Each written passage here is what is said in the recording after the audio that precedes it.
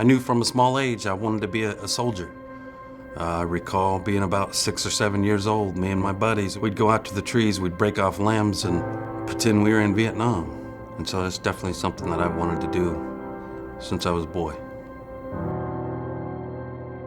The reason why I wanted to join the military is I have a sense of pride in my country.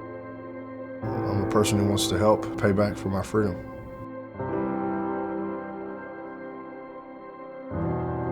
You do, and you see some things that a 20-year-old kid shouldn't have to see and do.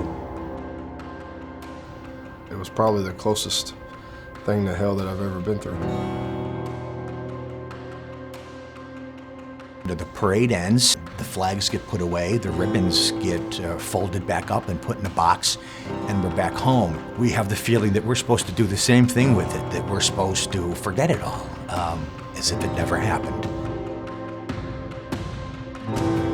When you're in the VA system, a lot of the therapists and folks you talk to aren't combat veterans, and so there's kind of a disconnect there. There's not that ability to relate.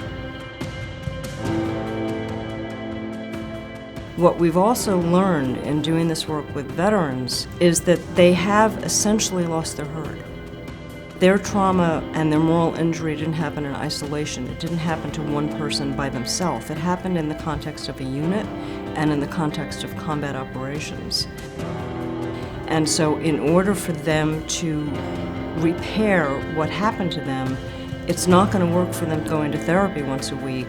Inevitably, they have to come together in a way that they can share not only experience, but compassion for each other.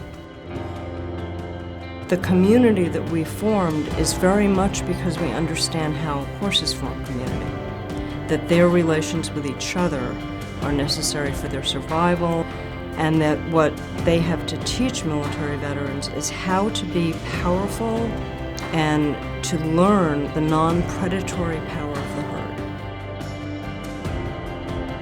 This big, powerful, beautiful horse just came over.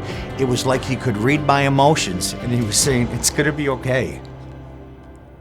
It's gonna be okay. You're at a place now where you can let it out, and everything's gonna be okay."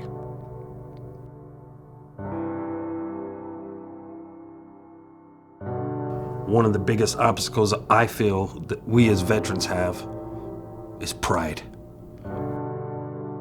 Is you gotta take a look inside and say, it's okay to feel this way, man. We deserve life. We deserve to not have to always be on guard, to not have to want to stay and isolate and not enjoy what we fought so hard for.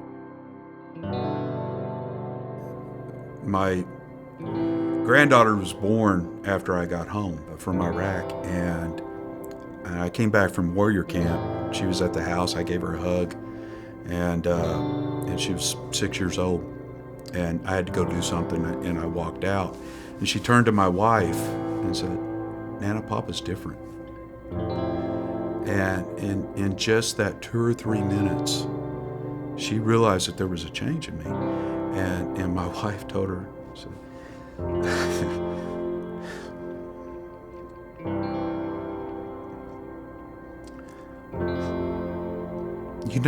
You never knew Papa before.